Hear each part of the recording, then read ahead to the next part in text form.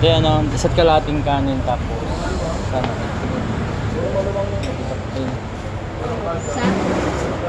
May kalate ba niyan? May kalate na. May pagkano? Malakas sa inyo. Malakas. Sapod. Kaya nga, tapang pumapasok kanina pa eh. Sapod. Kahit express wala eh. Ewan sa iba, wala kasi akong tapang eh. Wala. Hindi naman yun ah. Basta area lang yan no. Area na matumag eh. Baka matumal dito ngayon.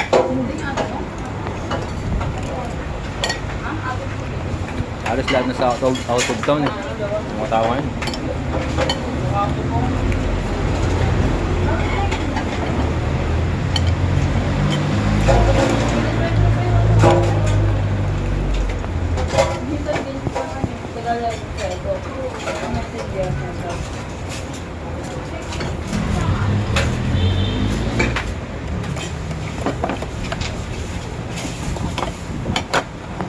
Ilang minuto ba yung ano? Pag hindi pa nakuha ng customer mo sa drop off sa inyo. Ano ilang minuto? So ibig sabihin may mga limit minutes ba? Wala naman. Hindi ba 20 minutes? Pag di kinuha. Ano? Waiting time ng customer, waiting time mo pag na-drop off mo. 20 minutes. Pag di kinuha, Ano na? ayaw niya. Pero kadalasan 25 ginagawa ko. Nagbibigyan mo. Ay di mag-add sila. Hindi. Pasensya lang. Kaya ng pasensya. Pero minsan pagkakupal ng customer nyo, tinutuluyan ko talaga. Eh, kaya nga sinara ko yung express ko eh. Doon sa food lang naman yun, sa express, ibabalik mo.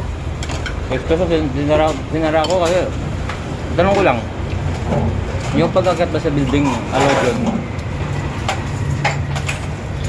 Di ba hindi? Pintapin lang tayo. Yun nga sinasabi ko tayo no. Yan sinara kong express ko, nakakailan ng ano na ako, lalo sa Makati. Ayun sa Makati. May bayad bang parking dyan, di ba? Oo. Hindi, pamababayad mo sa kanila yan. Dalawang kain na. Sa kanila mo sila Dalawang kain nga muna. magsisorder mo. Take out. Ang lupit nila po. Kulang na lang, sunduin doon sa kwarto. Kaya na inaarap, iakit ko. Meron minsan talaga na pagka hindi ko talaga inaakit.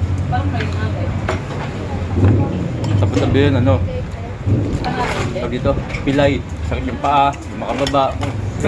Binara ko yun. May nagano ako customer. Kasi sabi mo, PWD ka. Asan yung PWID mo? Tangin na nakakapaglakad ka. Pero hindi ko naman sinabing minura ko. Pagka minura ko, report ako. Iba na yan.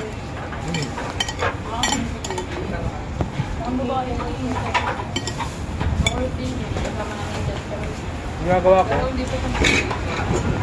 tinatanda ko.